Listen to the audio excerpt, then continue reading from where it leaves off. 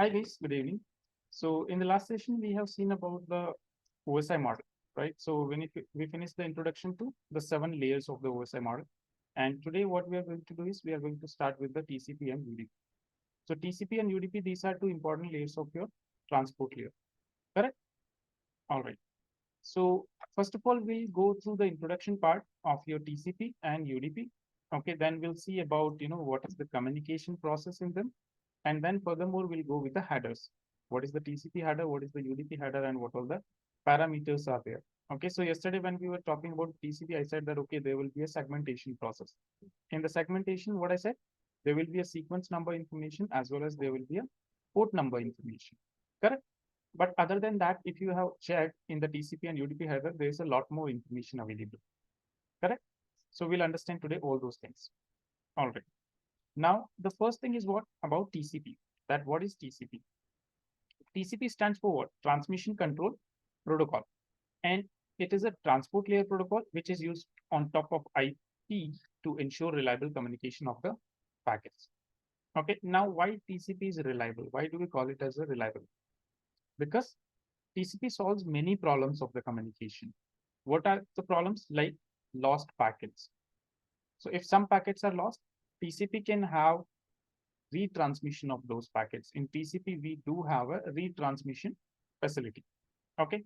Other than that, if the packets are out of order, so yesterday we have seen that sequence number can be there so that the receiver can do what? The receiver can rearrange the data in the correct sequence, right?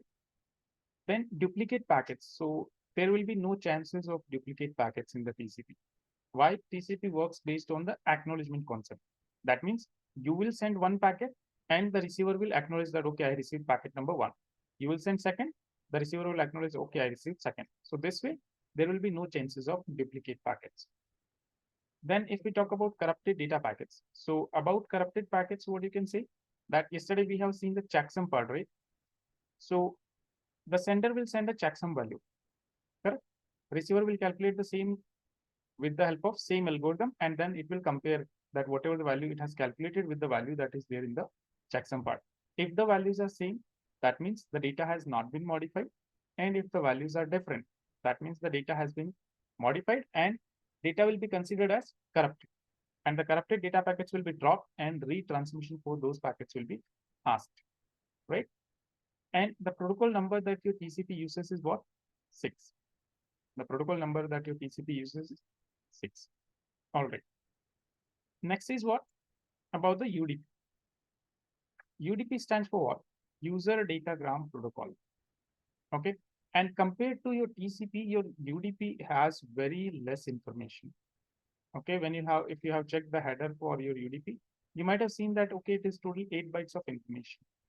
Source port, destination port, checksum, and header length. Correct? So it doesn't have so many features like, segmentation is not there, flow control is not there, error control is not there. So for that reason, we call it as a lightweight data transport protocol. What do we call it? Lightweight data transport protocol because it is comparatively lighter than your TCP. And since it is lighter, it is faster also. Okay. Now your UDP, it provides a mechanism to detect corrupted data packets. Okay.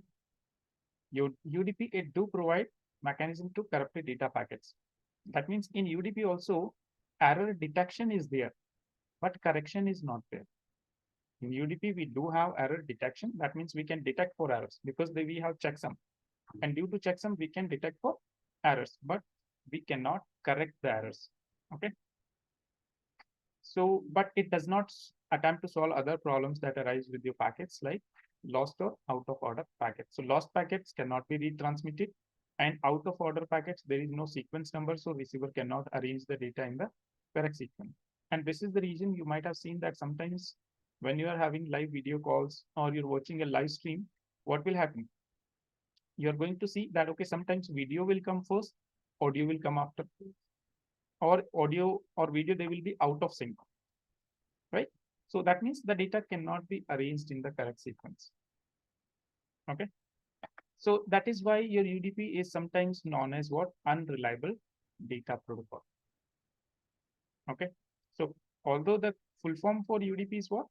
User Datagram Protocol only, but it is unreliable. We call it as a unreliable protocol. Now your UDP is what? UDP is simple but fast. It is simple but fast.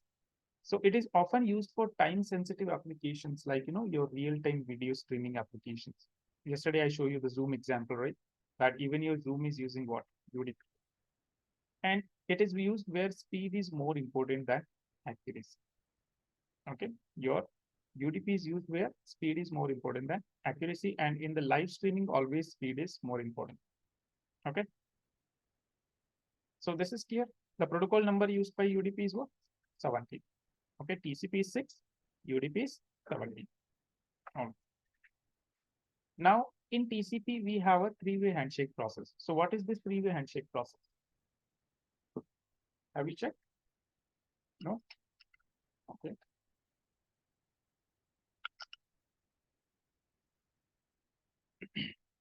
This three-way handshake process.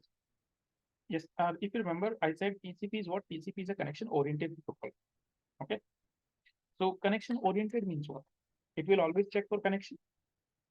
It is always going to check for connection.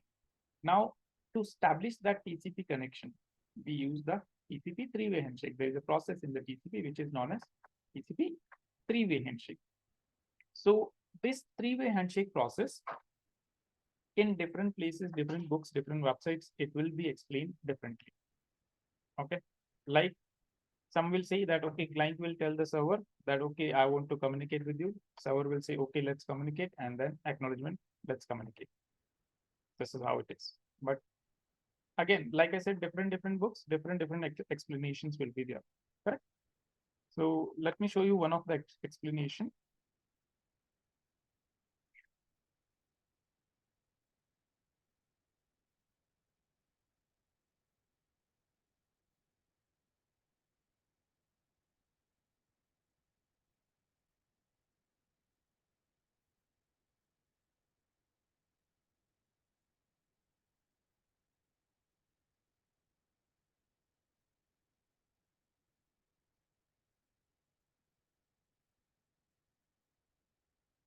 Okay. So here, if you see the explanation, this is what TCP session establishment. And in here, see, this is the three-way handshake. And how it is explained? There is a system, Bill, and there is another system, Sheila. So Bill is telling Sheila that, okay, I'd like to talk to you on the port number 21. Are you open? Sheila says, okay, let's talk, Bill. I'm open on port number 21. And Bill say, okay, thanks, Sheila. Now, what did you understand? What did you understand about this? Okay. Mm-hmm. This is what you understood, that, okay, I sent something, you acknowledge. But what technical information in interview we cannot explain like this. But what kind of connection got established here? What kind of connection got established? See, different websites, different explanations will be there. Different books, different explanations will be there. Okay. Actual technical scenario is what? Understand. Here, three messages will be exchanged. First is SYN segment. Second is SYN plus ACK. Here, basically, two different flags are there. And here we have only one flag again, acknowledgement. So here, what is the meaning of SYN? SYN means what? Synchronize. SYN means what? Synchronize. So with the help of SYN segment, what these guys are trying to do is they are trying to synchronize.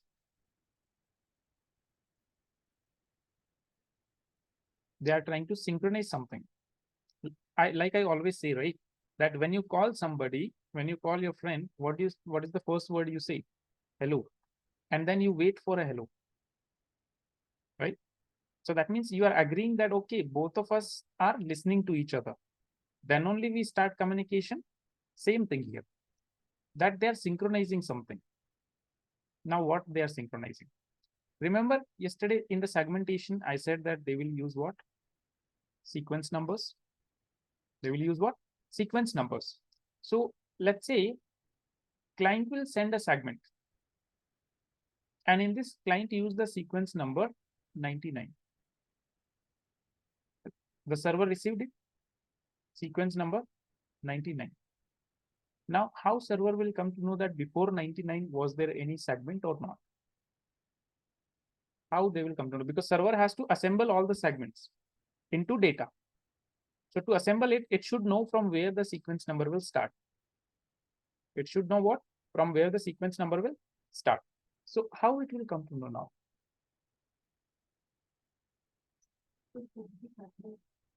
Not specific address, but actually they are exchanging the information. Client is telling the server that I will start using the sequence number from here. And then in response, server will acknowledge it. How? Server will say, okay, if you have sent it, if your sequence number is 99, that means what is the next sequence number I will expect? After 99, what will come? 100. So in the acknowledgement number, server will say 100. So the receiver will always add +1 in the acknowledgement. That means basically with the help of this acknowledgement message, the receiver is telling the server, now send me this segment, the segment with the sequence number 100. So when this guy will send, what is the sequence number it will use here? And this is the same thing, retransmission. Because client will tell the server, receiver will tell the sender that which segment to send now. Let's say if anyone is missing, let's say I was transferring 97, it will say 98.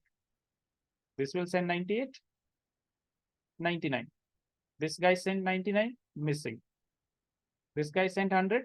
This guy will say 99 is missing. Again, it will send 99.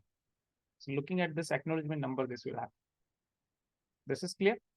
And this +1 here, this is known as your ghost bit. This is known as your ghost bit. So one is client told the server that, okay, I'll be using my sequence number from here. Same way, server also has to tell that from where it will be sending the segment, from where the sequence number of the server will start, and see how they can tell using the SYN. So this is what? This is the acknowledgement. In the same message, server will also send what? Sequence number information. Server will say that, okay, I'll use from, let's say, 499. So here acknowledgement will be what? 5. This is the actual technical scenario. Understood? So here what they are synchronizing? They are synchronizing sequence numbers. They are informing each other that, okay, I will be using my sequence number from here. Receiver will say, okay, I'll be using my sequence number from here. Now both agreed. Now we agreed on the parameters. Now we can start exchanging the information without any issues. Is it clear? And if you see that story again here, now if you see the story, look at this. SYN segment, sequence number 10. So acknowledgement number was what? And in the same message, sequence number 142. So here acknowledgement was, and since this guy was expecting what? Number 11. So here sending number 11. This is how it is. This is clear? All right. Now in the real scenarios, the sequence numbers will be like not like this, not very small, because these are easily predicted. If somebody is using small sequence number, these can be easily predicted. So these sequence numbers are really large values and they are randomly selected by your system. Okay. So if you want to see a real scenario for this, that how the actual sequence numbers look like, let me open Wireshark again.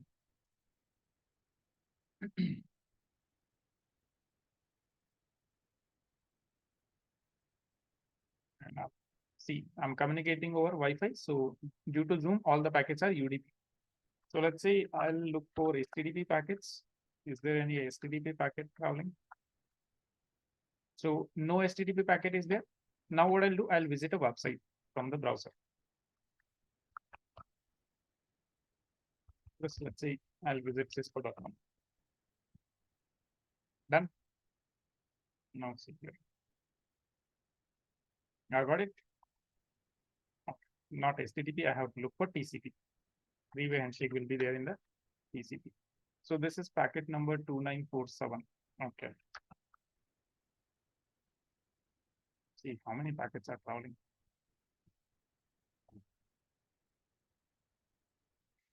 Two 947.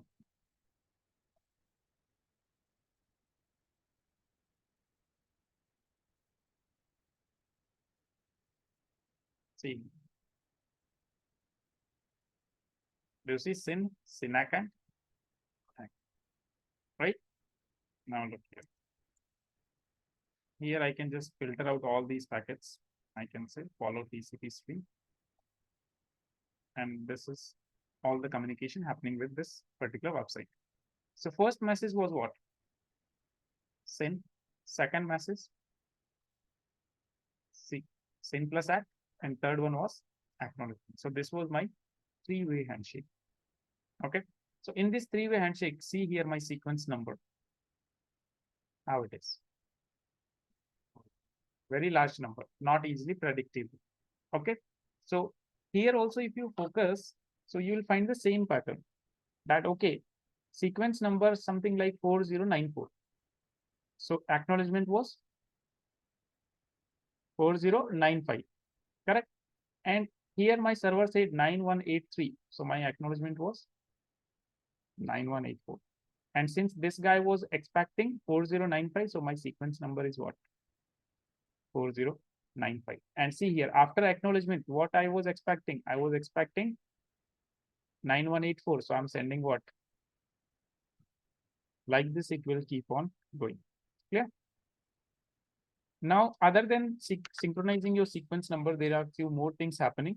Like they will agree on certain parameters. See these parameters. What will be the window size? What will be the maximum segment size? What will be the window scale value? Whether selective acknowledgement is permitted or not. So many things they will agree on. But as of now, as per CCN level, you can understand like, see, two things you can answer when you're talking about three-way handshake. That why three-way handshake process is there. So first of all, your client and server, they will agree on the sequence numbers. They will synchronize their sequence numbers. Other than that, they will agree on certain parameters also. And if you are asked in the interviews about the parameters, so you can start explaining that, okay, they will agree on the window size also. They will agree on what will be the maximum segment size, what will be the window scale, and whether or not selective acknowledgement is permitted or not. Okay. So these things you can explain. Is that clear? Okay. Otherwise, if you will say story, they will call you later. Right? This is clear. Three-way handshake process. Now, for connection termination also in TCP, for connection termination also, we do have a handshake. That means the sender and receiver, they will agree. The sender and receiver, they will agree that, okay, let's terminate the session. Okay. So how they will agree? Again, this thing you can understand it from here. That once your sender is done with the data transfer, okay, once your sender is done with the data transfer, sender will say, I am done with the data transfer, and it will set the finish bit to 1. So here this sequence number doesn't play any role. Sequence number, acknowledgement number, they will not play any role. The role is there only in the three-way handshake. Here it will just send a finish segment. So with finish segment, sender is saying that, okay, I am done with the data transfer. Okay.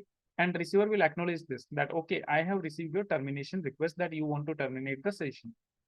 Then receiver, it will wait until it has received all the information. Once all the information is received, the receiver will also send a finish. Fin means finish. So receiver is saying that, okay, I have received all the data that you sent. And server will say that, okay, you can also terminate the session. I have received your termination request basically. Okay, so this way both agreed to terminate the session.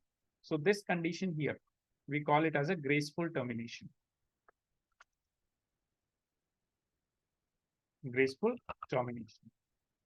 Both agreed to terminate the session. So this is graceful termination. And if you directly close it, there is no graceful termination. Okay. So like, in the call, in our phone calls also, we say that, okay, done, bye. That is graceful termination. And you're just communicating and somebody just directly cut the call. That is non-graceful termination. Okay, you did not agree to disconnect, right? So understood TCP session establishment as well as termination, online people?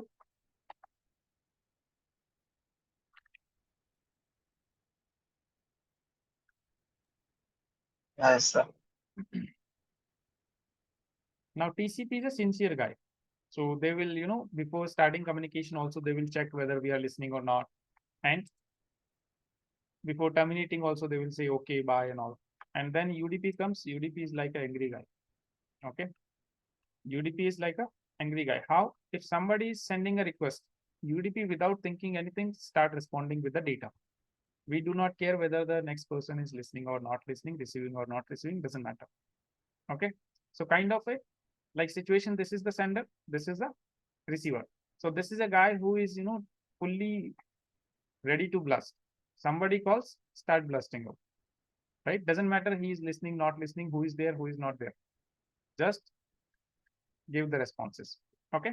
So in UDP, what happens as soon as a sender will receive any request for information, server will receive any request for information, what will happen? The you can say sender will start sending the information. Okay, imagine you connect to a radio station. As soon as you connect to the radio station, live broadcasting is on. Now, it doesn't matter you want to listen to that music or not, you will keep on getting it until or unless you disconnect it. Same thing, you change to a news channel. What happens? As soon as you connect to the channel, as soon as you send a request that, okay, I want to see this channel, everything comes in, right? So all the live things that are happening over what? UDP only. So UDP does not care about establishing any connection or terminating any connection.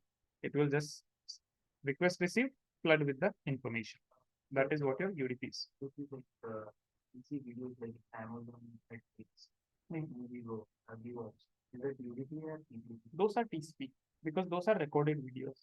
Now, right now, Zoom is going on live. This is UDP. Same thing if you see in the drive, this will become TCP because you can always go back and watch. Okay, is that clear? All right.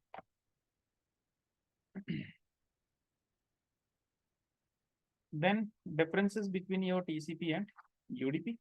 So if we talk about the differences between your TCP and UDP, your TCP is a connection oriented protocol. Okay, that means it will always check for a connection. And UDP is a connection less protocol, no connection checking. Okay, then TCP will maintain the state of a connection. It will continuously maintain the state of a connection. Okay, while UDP is a stateless protocol, it doesn't care about connection. Here, continuous byte stream, or you can say byte stream protocol is used. And here we just use packet, okay, or you can say message stream protocol. Okay, this is byte stream, this is message stream. Okay, so kind of you can say here bytes will be sent, and here what will be sent? Packets will be sent. Okay, and those packets actually they are known as what? Datagrams. And in case of TCP, they will be known as what? Segments. Okay. So when we say transport layer segments, we are always talking about TCP only. Okay, we are not even considering UDP. Yeah. So in case of TCP, this will be known as what? Segments, and in case of UDP, it will be known as datagram. Then in TCP, we have ordered data delivery. That means receiver can rearrange the data in the correct sequence. The data will be delivered in the correct order. But in UDP, we don't have any sequence guarantee. Okay. Then TCP is a reliable protocol. Correct? UDP, lossy protocol, something lost is lost. Okay. TCP is an error-free protocol. It can check for errors. It can correct the errors. Error detection and correction is there. While UDP, there is error detection is there. So that means it will check because it has a checksum field. So error detection is there. It can detect for errors. It can drop the corrupted data packets, but it cannot ask for retransmission. Why? Because there is no acknowledgement. TCP, with the help of sending an acknowledgement message with the correct acknowledgement number, it can ask that, okay, send me this packet, right? But UDP, we don't have acknowledgement. And if we don't have the acknowledgement, that means there is no retransmission process. Okay. We have three-way, four-way handshakes in TCP. There is no handshake. We have flow control, no flow control. And since so many processes are there, so this will be relatively slow. And this will be relatively fast. This will be generally used in point-to-point, and this will be used in broadcast, multicast, those kind of scenarios. Is that clear? Any doubt? Online people?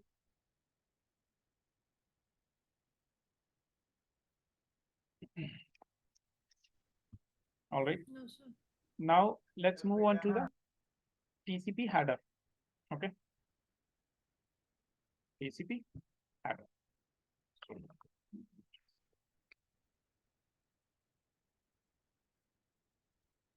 This is the TCP header. So the total size of your TCP header is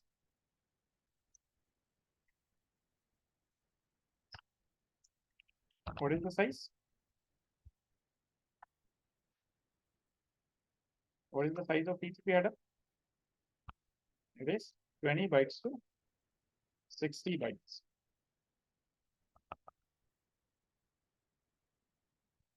This is 20 bytes to 60 bytes. Okay. And if we talk about the default size, the default size of your TCP header is only 20 bytes. Remaining 40 bytes of options you can add. You can add options up to 0 bytes to 40 bytes. Okay. If you do not add any option, that size will be 20 bytes. If you are adding options, then depending on how much options you are adding, size will be there. This is clear? Okay. Now, the first thing is what about source port? So port number, why it was used? For defining the application. So it will say this will define your source application. This will give you information about the source application.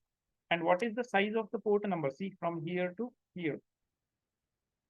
Port number size is 16 bits. Okay.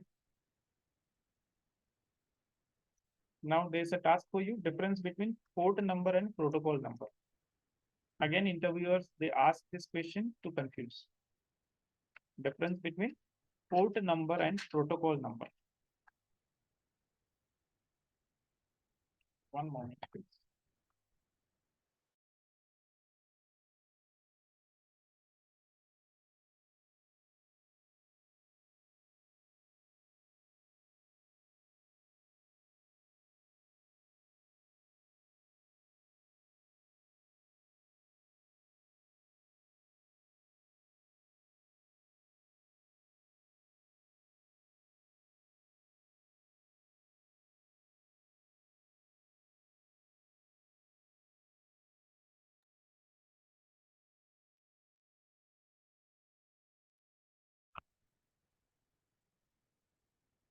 So port numbers, size is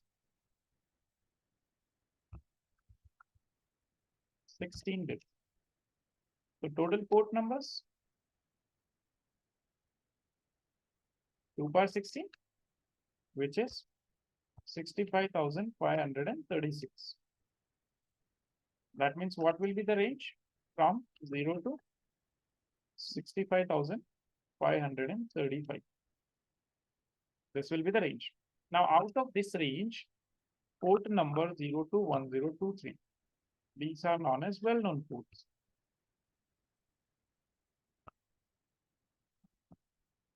These are known as what? Well-known ports. Okay. So these are reserved for your applications like HTTP, HTTPS, SMTP, FTP, whatever the application protocols are there. For them, it is reserved. Then port number 1024 to 49,151. These are known as registered ports. These are known as what?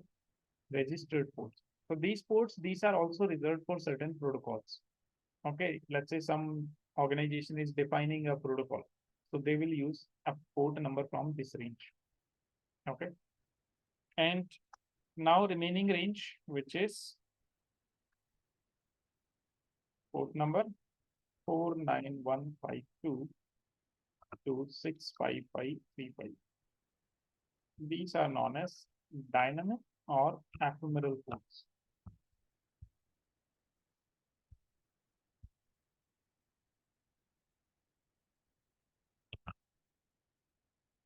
Okay. Now, whenever your PC is generating a message, it will use the source port number. It will use the source port number between 102.4 to 655.35. Randomly, it will select any port. It will randomly select any port between the range 102.4 to 655.35, between this range. Okay, it will be randomly selected. Is that clear? What will be the destination port number? Now, destination port number, this will be the port number where you are trying to connect. If you are using HTTP, port number 80 will be the destination. If you are using HTTPS, port number 443 will be there. If you are using email communication, then port number 25. Okay, this was a task for you. 4 port numbers, right? 4. XMPP uses 4 port numbers. Hmm?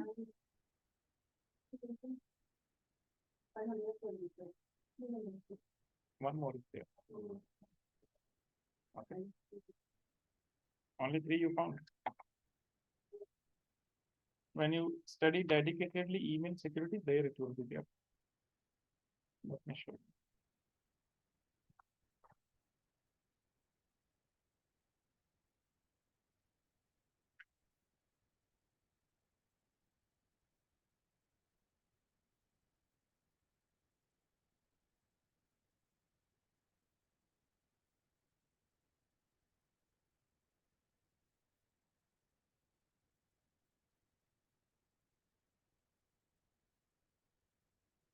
These are the port numbers used by SMTP. 25, 2525, 465, and 584. Okay, which one you didn't find? 587. This is the port number that is actually being used. This is really in the communication right now, it is being used. And this one you didn't find. This is the default mail submission port. Okay, see, port number 252525, these are insecure ports. Okay, here the communication is happening in the known encrypted method. Then we have 465, where communication is happening over secure, like we are having secure communication. But this is using what? SSL protocol, which is outdated now. So we use 587, which uses TLS security. Okay, so this is the port number right now actually being used. So this is having 4 port numbers. Yeah. So here, depending on what kind of, depending on like what kind of application you are trying to connect, the destination port will be there. And again, it will have the same range, 0 to 65,535. It can be anything, depending on which application you are trying to connect. Okay. Then you have sequence number. Why it is used? Reorder the data in the correct sequence. Sequence numbers are attached, right? So the size 16 plus 16 total 32 bit. That means how many possible sequence number? 2 power 32, approx 4.29 billion. Okay. Same way, acknowledgement number used to acknowledge the received sequence number. Let's say you send me something, I will acknowledge. So I will use what? Acknowledgement number. This is clear, and this will be +1 with the sequence number. Okay. Then we have the header length. Now, what is the header length? When you send any segment to the receiver, a sender is sending a segment to the receiver. How your receiver will come to know that, okay, how much part is the header and from where the actual data is starting? How the receiver will come to know? So receiver will look at this field. And in this field, there will be some value. Okay. And what will be the value? See, what is the size? 4 bits. That means how many possible values? 2 power 4. That means 16. Range will be between 0 to 15. And by using the value 0 to 15, you have to say that, okay, header size between 20 to 60. How you can do that? How using header length field, I can say that, okay, my size is 20 bit, my size is 60 bit. Which one? So what difference does it make? Here, I'm not converting anything. I'm saying whatever the value will be there. See, according to for bit, I can have these many possible values. Total 16 possible values can be there, 0 to 15. So let's say if I give here 0, now what my receiver will come to know? Because my minimum header size is what? 20, right? So what will happen actually, that here in the header length field, the value will be there between only 5 and 15. The value will be there between 5 and 15 only. Once the receiver will receive it, whatever is the value in the header length field, the receiver will multiply this value with 4. So if minimum value is 5, 5 4 the, I can say 20 bytes, 15 4 the, 60, I can say maximum 60 bytes. So there will be no value like 1, 0, 1, 2, 3, 4. Those values will not be there. Only a value between 5 and 15 will be there. And this way your receiver will come to know about the header length, that what is the actual size of TCP header. Then you have reserved bits. So what are these reserved bits? What do you mean by reserved? Something that is reserved, you cannot use. So the same thing, we cannot use it. These will always be set to 0. These are 6 bits and they will always be set to 0. Okay. So why this field was reserved? Because see, while TCP header was getting designed, they thought that might be in future we might have to add some new feature. In TCP, we might have to add a new feature. So if you have to add a new feature during that time, we don't want to modify the entire header. We don't want to modify the entire header. So we kept already some part reserved. So that, okay, any new feature you want to add, you add it in the reserved bits. In this field, you add it and you can have your new feature. Okay. This is why these are always 0 as of now.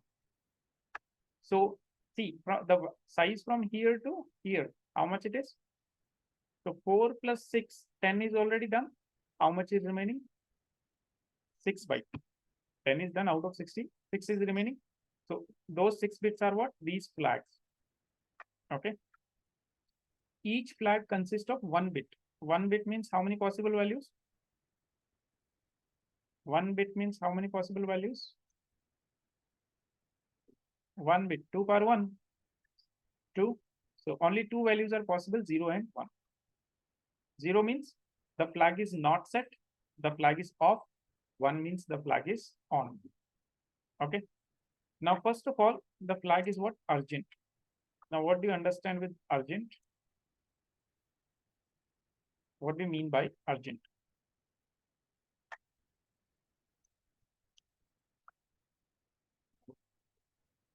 More importance will be given or high priority will be given. Okay. So this urgent flag, if a receiver is receiving a flag, I mean receiving a segment with the urgent flag set to 1. So receiver will understand that, okay, this segment I have to give high priority. This segment I have to give what? High priority. And first thing, we do not set these. This is not set by us. We do not modify anything in the TCP header. We are not modifying it. The system is automatically generating it, depending on the scenario. Is that clear?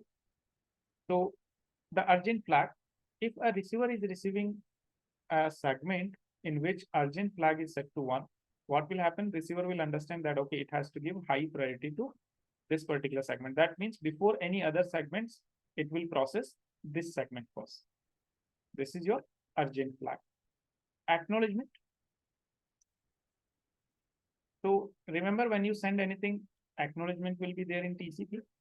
So they will always set this acknowledgement bit in all the acknowledgement flags. See here.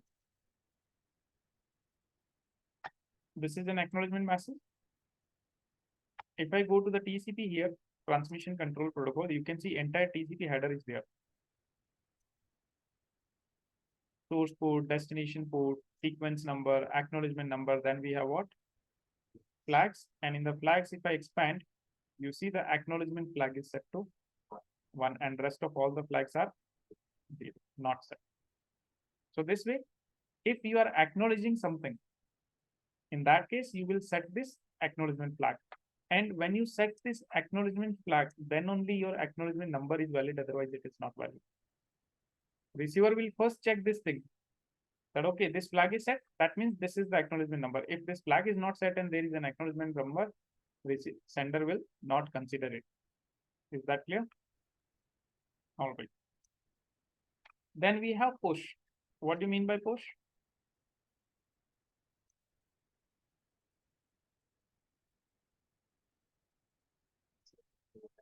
Hmm? Right, on the doors it is written push and you will push it. So here what happens? If a receiver is receiving a segment in which push flag is set to 1.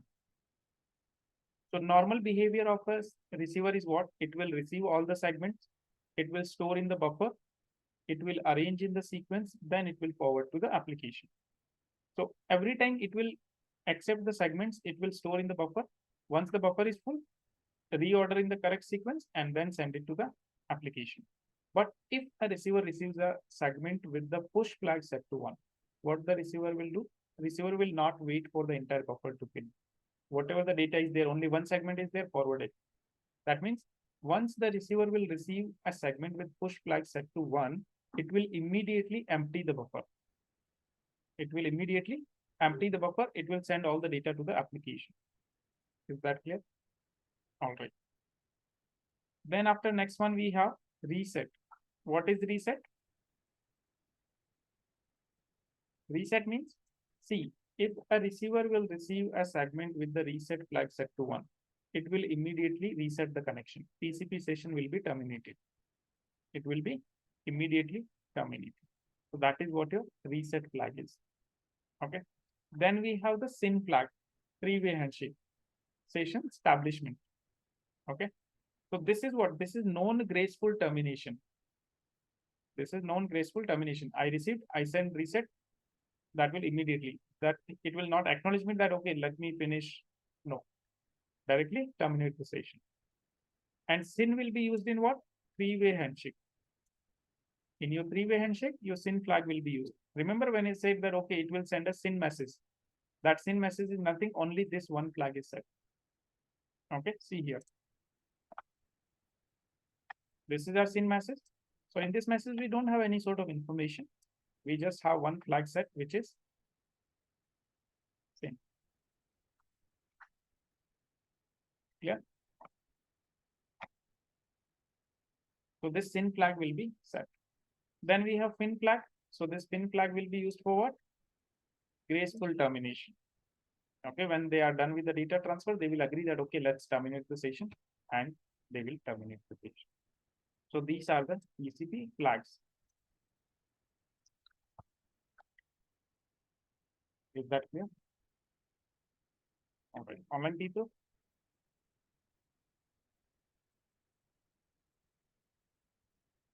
Yes.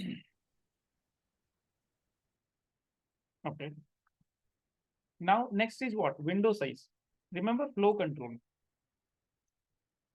We were talking about flow control. So what is flow control? Increasing or decreasing the speed of communication. So how the receiver was telling the sender that, okay, I can receive only this much information using the window size.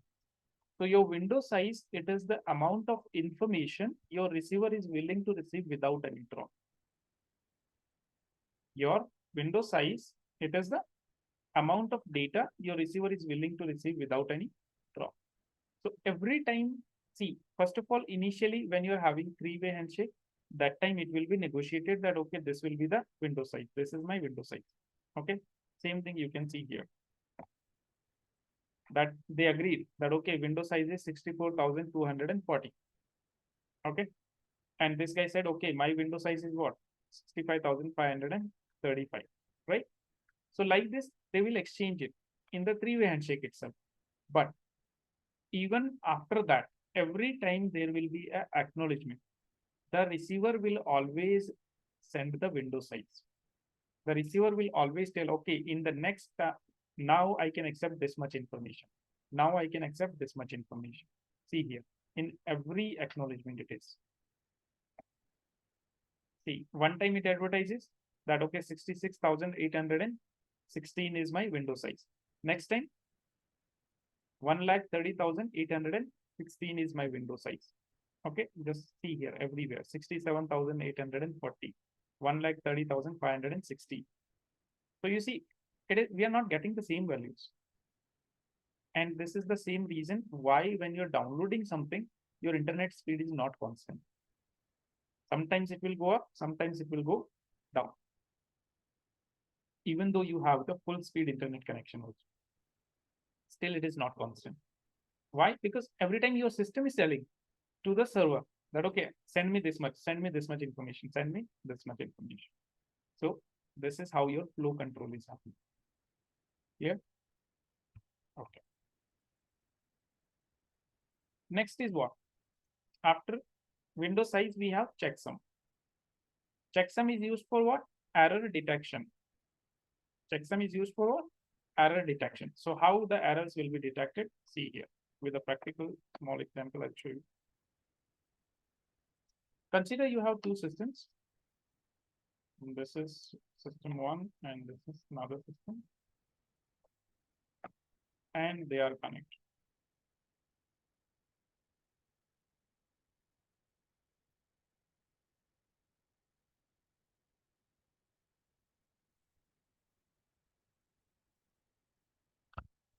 This is PC1. This is PC2. And let's say they are connected via the internet. And also we can give them a role like this is a sender, this is a receiver.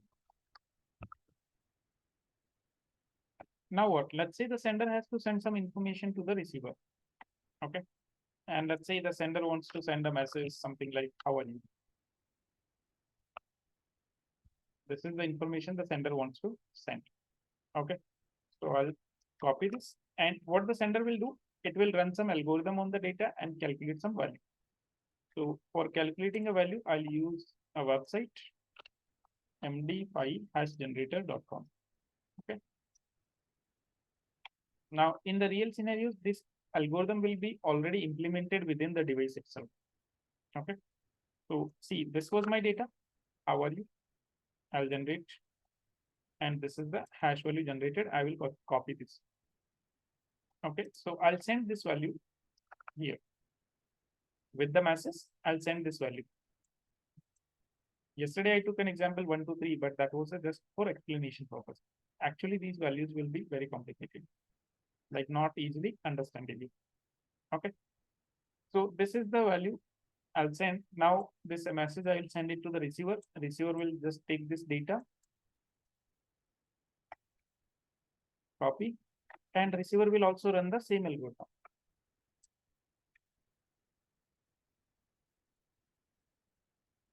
Same data, generate, copy. So receiver will verify this now. Okay. Receiver is going to verify this information that okay, whether it is corrupted or not. Values are same or different? Same. That means data is not corrupted, not modified. And even we know that okay, it is not modified. Okay. Now, let's go back to the situation when this guy wants to send this information. This time I'm considering that, okay, let's say there's a hacker on your network. Okay, somewhere on the internet, there's a hacker, or could be in your network also. And sometimes these things, it is not necessary that only due to hacker only the message or the information will be modified. In the collision domain also, we have seen what happens, right? So as of now, just consider this is what? This is a hacker. So now what will happen when this guy will share this information, the hacker will intercept this message. Okay. And what the hacker will do? Hacker will modify this information. How? Hacker will say,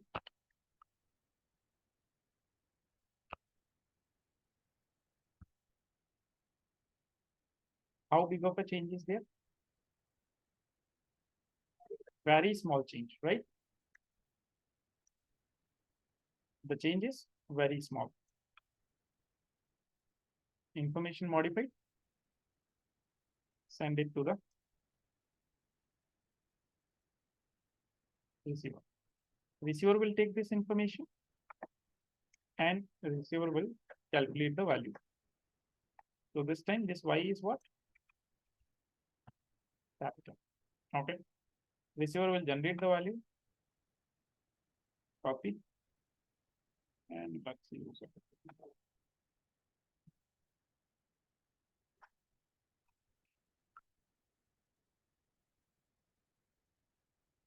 even though the change was very slight, but you see entire checksum changed.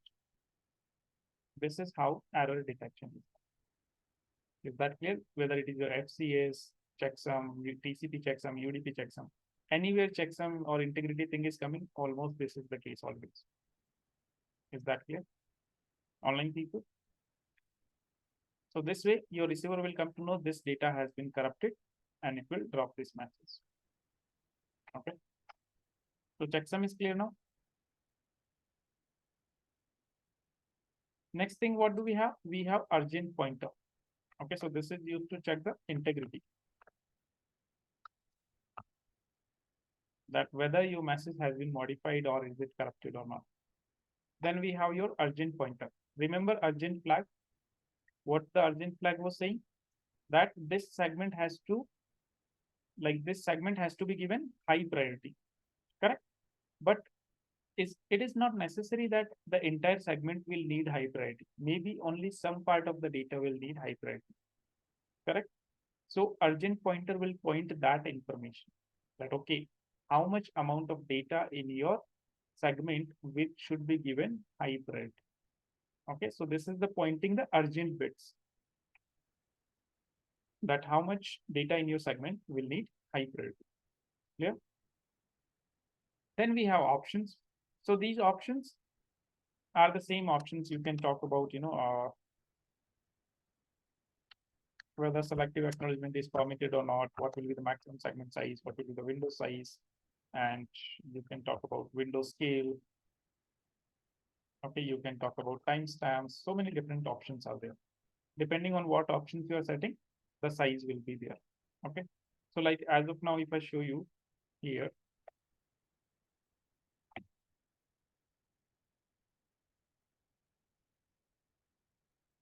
so let's say this is, let's talk about the first one only.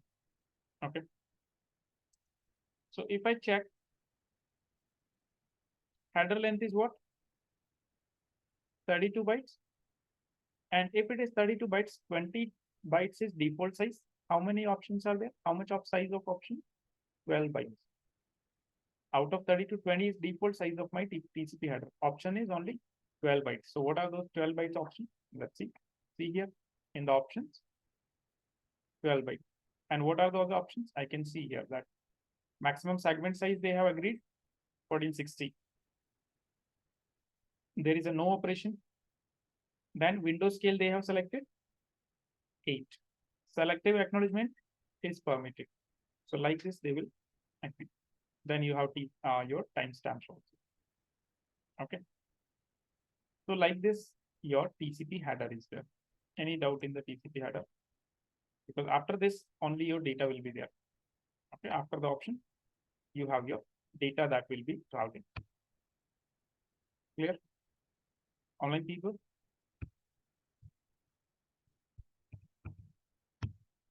Any doubt in the TCP header? If you want to learn more about these options and all, so I'll share TCP documents with you. Already shared. I'm not sure. Yeah. Let me check.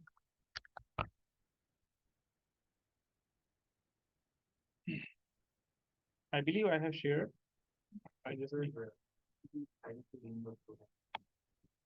thing is continuous batches are there, so just keep on running here and there. I'll upload all the slides I'll upload today. So 5 p.m. documents, books. See here, the books are already there. Okay, the TCP books are already there if you want to study. But these books are dedicatedly on TCP only. You will study about all the protocols, DHCP, DNS, everything is there. Okay. But if you are just looking to understand the TCP header only, so for that reason, what I'll do is, let me load. Those are actually created for interview prep. So these are the 6 documents I have created.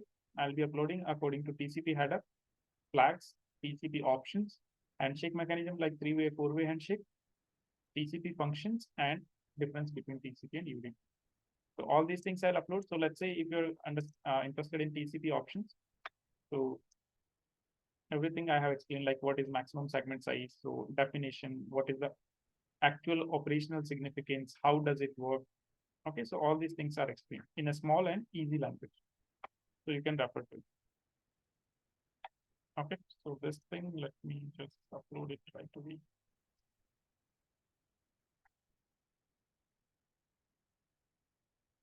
Okay, so now you'll get it, the TCP document.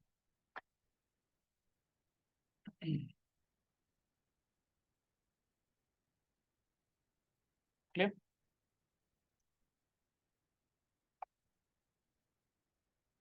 Okay, now they are already there in your drive. You can check.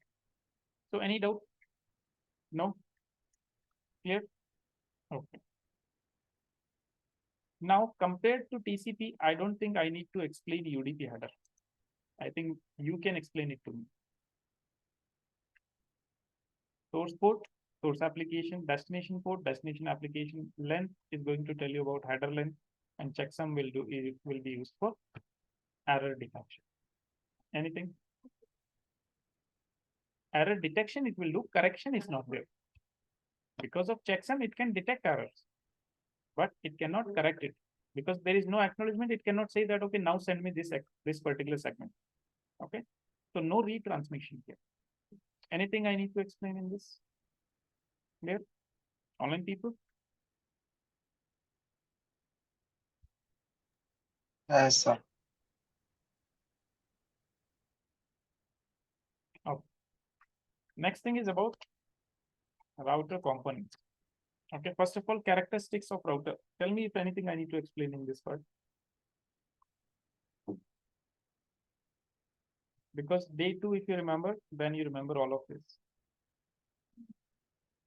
Intelligent device, per port broadcast domain, per port collision domain, right? Then uses IP addresses, correct? Okay, full duplex device, correct. Now let's talk about components of a router. That what are the components in a router? So first component is what? ROM. What is ROM? Full form I don't need. I need explanation. After the power of return, it will not be changed. So what is the difference between ROM and let's say hard disk? Yeah.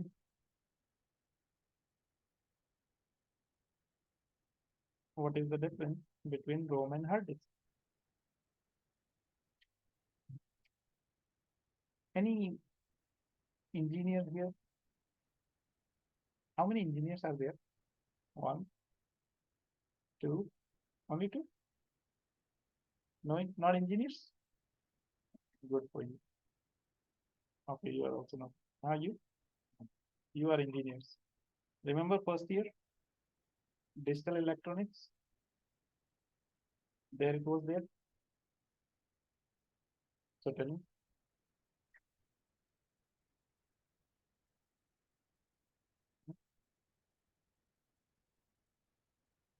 What is ROM? Okay, when you buy a phone, you check, right? What do you check? Hmm? Storage you check. Some people call it ROM, but it is not ROM.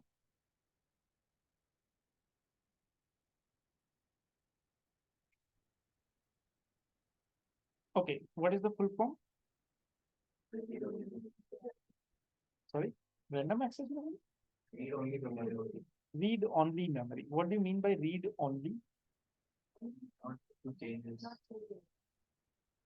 Now understood?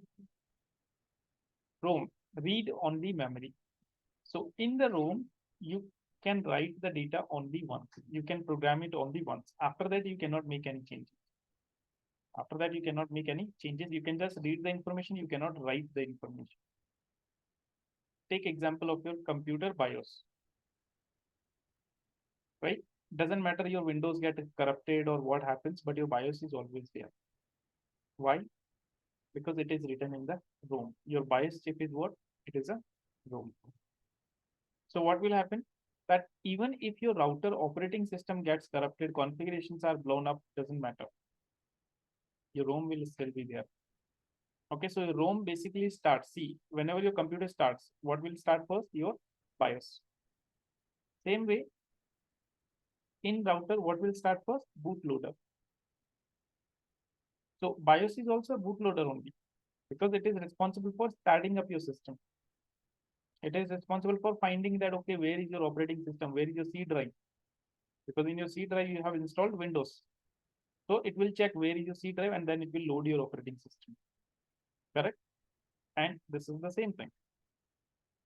So ROM stands for read only memory. This is a type of memory that can be written only once, and after that, you can just read it.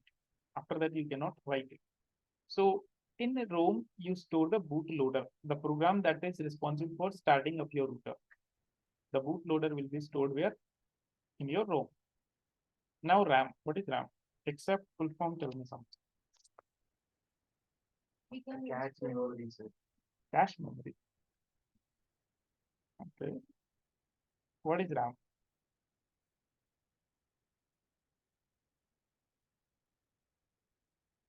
You can also different types of data. You can data if you want. You can. Okay. How much RAM is there? Let's say, take example of your phones. How much RAM is there? 4, 6, 8. And how much storage is there? 32, 64, 128, 512, right? So which one is more, storage or RAM? Then why RAM is less? Hmm? Speed. Okay, just explain me the use of RAM. Everybody is using phones, laptops, computers, so you already know what is RAM, right? So why you use it? Many functions like what? Performance of phone, like while playing game, Hmm. RAM comes in. Hard disk also comes in use because the game is stored in the hard disk. Hmm? What is the actual use of RAM?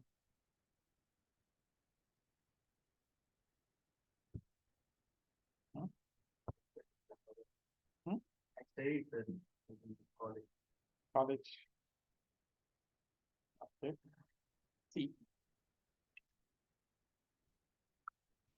what is this? What is this? Running application. Right? Where are these applications running? Okay. In my PC, but where? These running applications, these are stored in the RAM, not my entire files, only the running applications. Okay. So all your runtime data, the data that is currently running, that is currently live, that will be stored in your RAM. So RAM is a kind of bridge between your storage and your CPU. RAM is a kind of bridge between your storage and your CPU. Responsibility of RAM, take the data from the storage and then pass it on to the RAM. Okay. Now imagine you don't have enough RAM.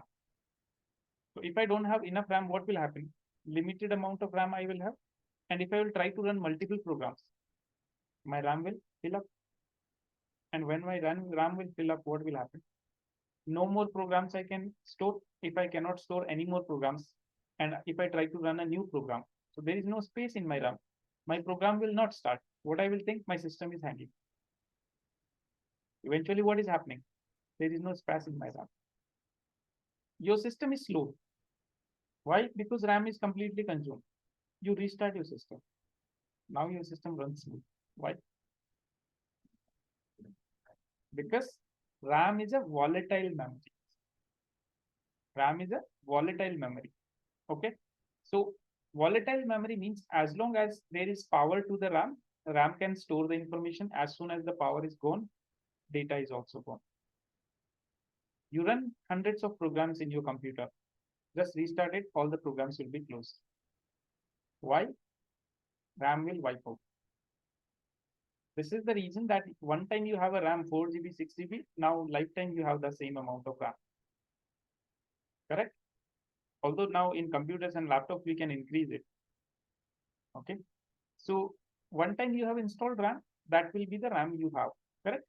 Every day you don't have to purchase like 256 GB RAM. Okay, today you want, and now you stored some files, and then again tomorrow you need new one. No, RAM is not a permanent memory. You restart device, power is gone.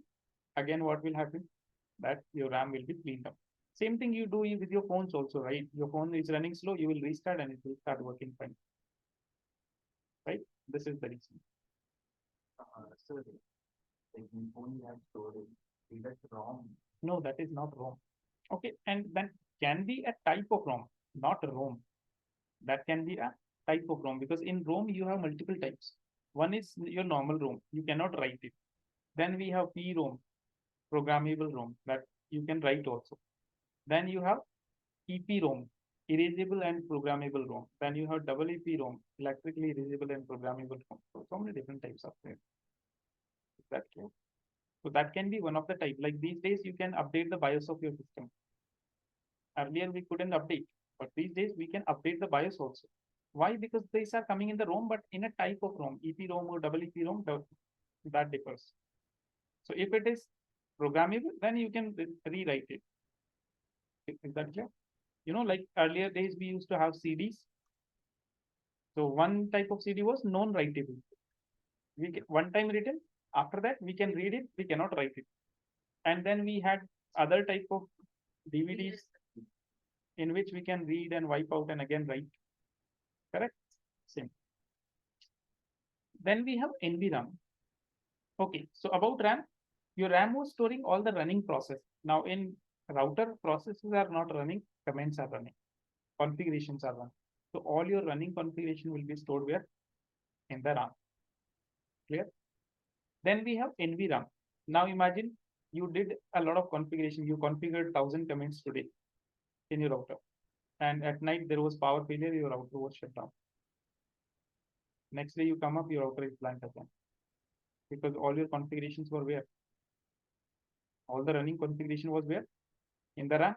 RAM was clean, your configuration was gone. Next day you come up, what? You have to do the 1000 line configuration again. Morning to evening, you do the configuration, and at night you go home and power is failed again. Correct? So every day you will do this configuration? No, right? So we need a backup of this configuration so that router can automatically, when router restart, it can automatically take that backup configuration and start running the configuration. So that backup configuration will be stored in the NVRAM. See, RAM is what? Volatile in nature, right? RAM is volatile in nature. NVRAM, non-volatile RAM, right? That means this can store the information even if it doesn't have a power. This is non-volatile, kind of a permanent memory. Okay. So it will store what? Startup configuration. Now startup configuration is nothing but the backup of your running configuration. Okay. And why do we call it startup configuration? Because when your router starts, first of all, it will check this configuration because in the RAM is empty. RAM doesn't have anything. So first of all, it will check it here. During the startup, it will check here that do I have any configuration? If yes, I will load the configuration in the RAM and I will start executing that configuration. So that is the reason this is known as what? Startup configuration. Is that clear? Then we have flash. Now what is flash? Not the DC flash. What was his name? Barry Allen.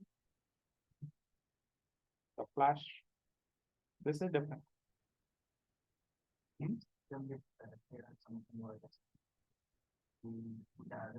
No, that flash is completely different. Okay. This is flash is what? This is a memory.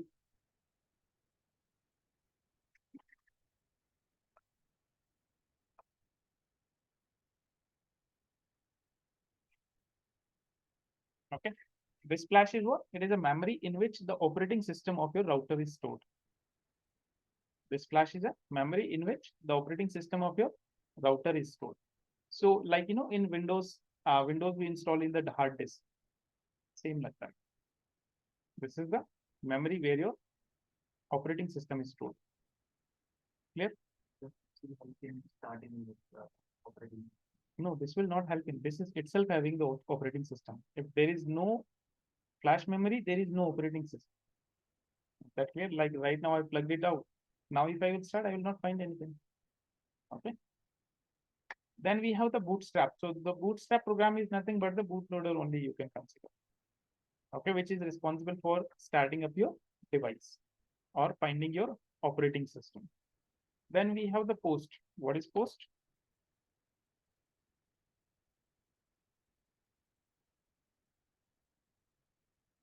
What is post? India post, then Instagram post. In one batch, they answered me like this: "Sir, we know Instagram post." Okay. Post stands for power on self test. Any type of device it is. Okay, any type of device it is. It is your mobile phone, it is your computer, laptop, tablets. Okay, or in most cases your TVs, almost any kind of device. Okay. Whenever you power on the device, this is the first process that is happening.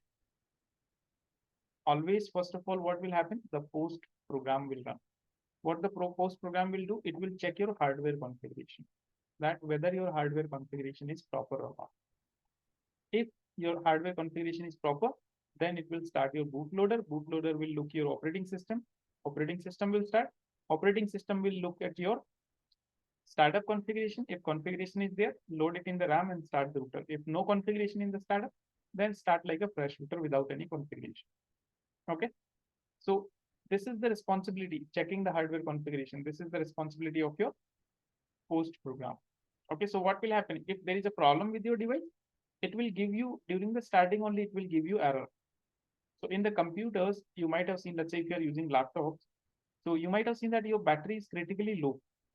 You start your device, and immediately on the screen it will come that your battery is very low, charge it. And then it will ask you that if you still want to continue, press continue button or press F2, F6 or Del, whatever kind of button, right? How your device came to know that your battery is critically low? Post program. Same way, there is a problem with your CPU fan or CMOS batteries that, right? Any kind of thing, any problem, whether it is keyboard problem, mouse problem, any sort of hardware problem, post program will tell you. Is that clear? Online people? Yes, Okay.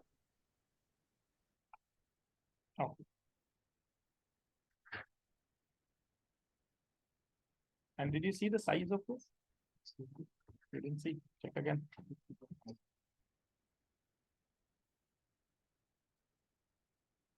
64 MB only, not even GB also. Very good.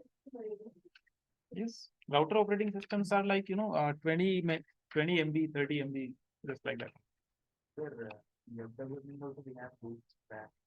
Where? In web development. That is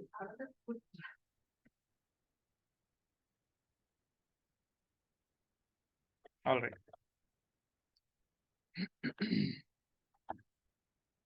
Now let's talk about the boot up process of your router. Okay.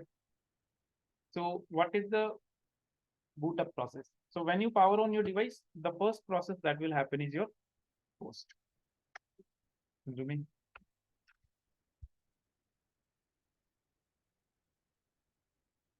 Now good. Okay.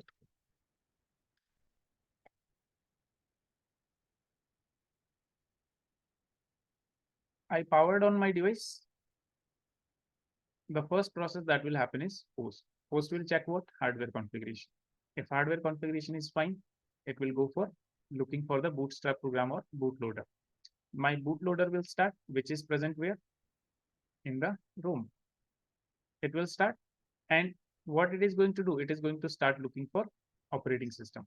Now for operating system, the first place it will look is your flash memory. Okay. If in your flash memory operating system is found, operating system will be loaded. If there is no operating system in the flash, your router will directly jump into this mode. Okay, don't go with this diagram. This will be confusing. So just focus here. You powered on the device, post program happened, hardware configuration checked. Once hardware configuration is fine, bootloader was started. Bootloader responsibility was to find the operating system. The bootloader will first look where? It will look in the flash. If there is operating system in the flash, then it will load the operating system. If there is no operating system in the flash, it will directly jump where? In the Roman mode. Okay. Now, what is this Roman mode? This is like your BIOS of your PC only, where we can install another Windows, right? So here this Roman mode, it will help us to install the operating system again.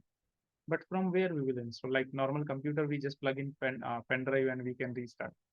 So here in the Roman mode, we can take help of what? We can take help of, okay, this is Roman mode. So in here, we can take help of your TFTP server. Okay, on the TFTP server, your operating system will be there. Okay, so in the Roman mode, I will take help of your TFTP server, and with the help of TFTP server, I will install the operating system in the flash. Once the operating system is installed in the flash, I will reset my device. That means restart my device. I'll restart the device. Again, post will happen, bootstrap will run, it will check for the operating system, and this time here operating system will be found. Once the operating system is found here, then my operating system will be loaded. Once my operating system will be loaded, the first thing it will check is what? NVRAM. Why? For the startup configuration. For the startup config, it will check. If startup configuration is there, it will load the configuration in the RAM and it will start with the configuration. This will start with the configuration. And if there is no configuration in the NVRAM, in that case, it will start without configuration. Is that clear? Again, we powered on the device, post process happened, bootloader was loaded, and bootloader found the operating system. It will check where? In the flash. If operating system is there in the flash, load the operating system. If not there, directly jump into Roman mode. In the Roman mode, take help of your TFTP server and restore the operating system in the flash, and then restart your device. Then what will happen? Again, this time operating system will be found. Operating system will check your NVRAM for the configuration. If configuration is there, load it to the RAM. If no configuration, start without configuration. This is your entire boot up process of the router. Clear? Okay. So TFTP You know FTP? file This is trivial file transfer protocol. And you can say it is totally insecure.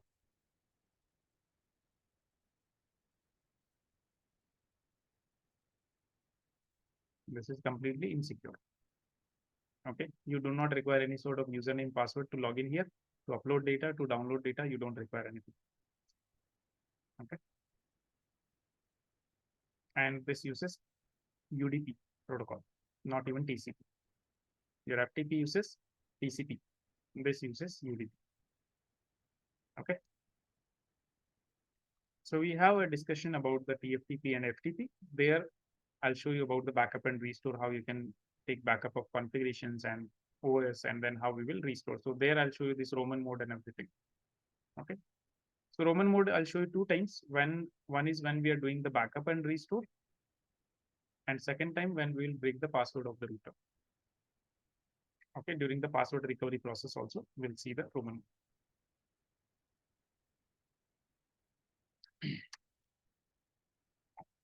Clear?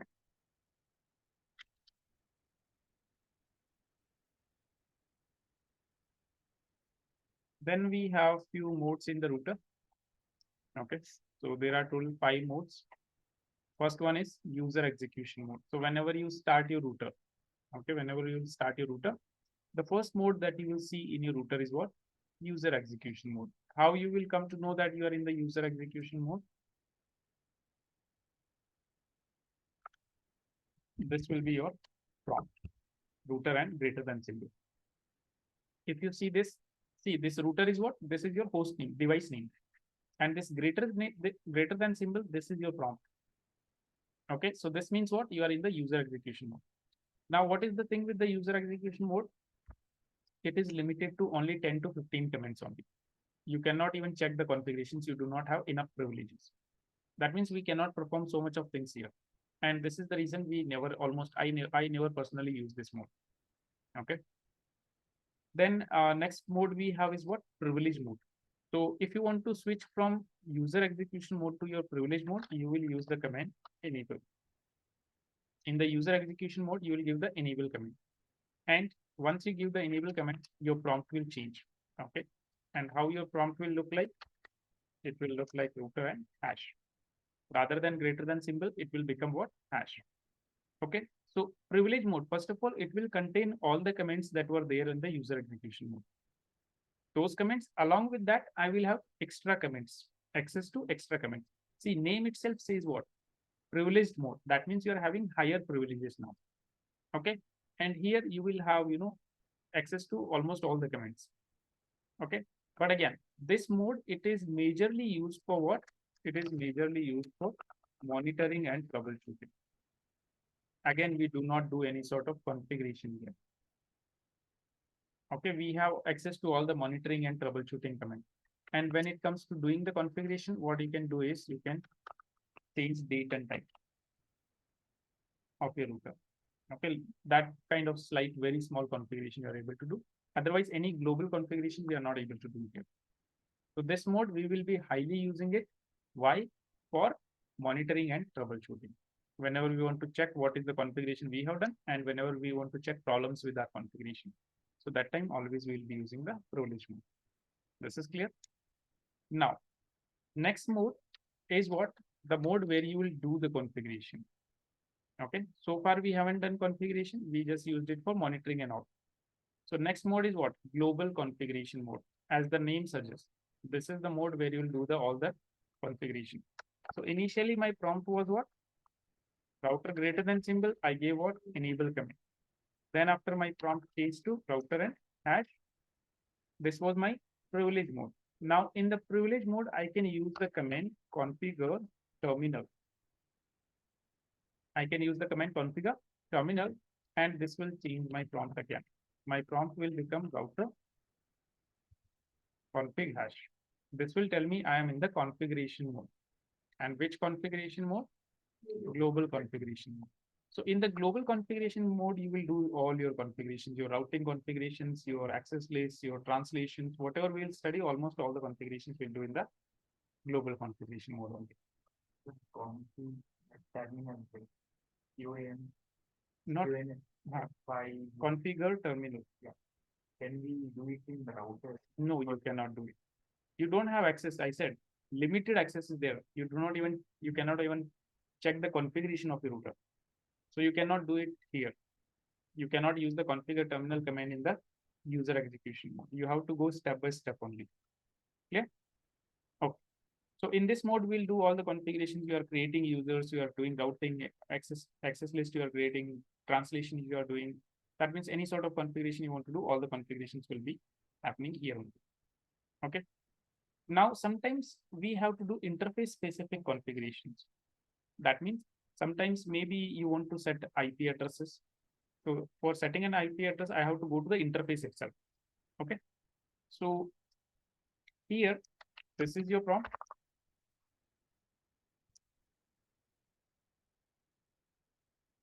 Okay. This is my prompt right now. Now what I can do, I can use the command here, interface and name of my interface. So let's say just as of now, I'll say gig 0/0. That means gigabit ethernet 0/0 is the name of interface. So this is the interface I want to go in and configure. So what will happen? My prompt will change. Now this is still the configuration mode only. So config, but which configuration? Interface. IF means interface. So it will say that you are in the interface configuration mode. Now I can go and if I want to set the IP address, I can say IP address and what is the IP address I want to set and what is the subnet mask I want to set. So I can set the IP addresses here. Router interfaces by default, they are in the down state. By default, router interfaces will be in the down state. Okay. So I can just, bring the interface down or up, those kind of things. I can do it here in this mode. Is it clear? Okay. So like to bring this interface up, I'll give a comment, no shutdown. Okay, by default on the router interface, the shutdown command is given already. So I want to remove this command. So I'll say no shutdown. In router, you do any wrong configuration, you want to remove it, always say no in front of the command and the configuration will be removed. Clear? So this is your interface configuration mode. Then we have the last mode, which is the Roman mode. Okay. So this Roman mode, like I said, we will be using it in two scenarios during OS restore, when we'll restore the operating system, and during password recovery. Okay. So first of all, this Roman mode, this will be like you will go into the Roman mode, your router will go into the Roman mode only if the boot process is interrupted. Either you interrupt it manually or due to some reason it was interrupted automatically. In those cases only you will go to the Roman mode. Otherwise, directly you will start the operating system. Okay. So in these kind of scenarios, we will go into the Roman mode and we will try to restore it. Okay. So this mode also I'll show you when we are going here and how the prompt is there. So it will be Roman 1. Then you will give some command. It will become Roman 2 like this. It will keep on going like this. Clear? And this is just an example of what we have seen so far. So any doubt? No? Now tomorrow we'll see about, first of all, tomorrow we are going to see about how to download the packet tracer. How many of you already have a packet tracer installed? No one. Okay. So tomorrow, first of all, I'll show you how you can download the packet tracer, how you can install it. Okay. Then we'll go with some basic commands of your router. And then we will come to the next concept. Okay, which is ping ICMP and R. That is the part. Yes, if you want to practice with me, then you can. Okay, right now, let's say I'm telling and in the classroom you want to do the practice, not a problem. Okay. So any doubt in today's part? Online people? No, sir. No. All right. All right, guys, then that's it for the day. I'll see you guys tomorrow. Have a good day. Sir, we will get TCP and TCP. Sorry?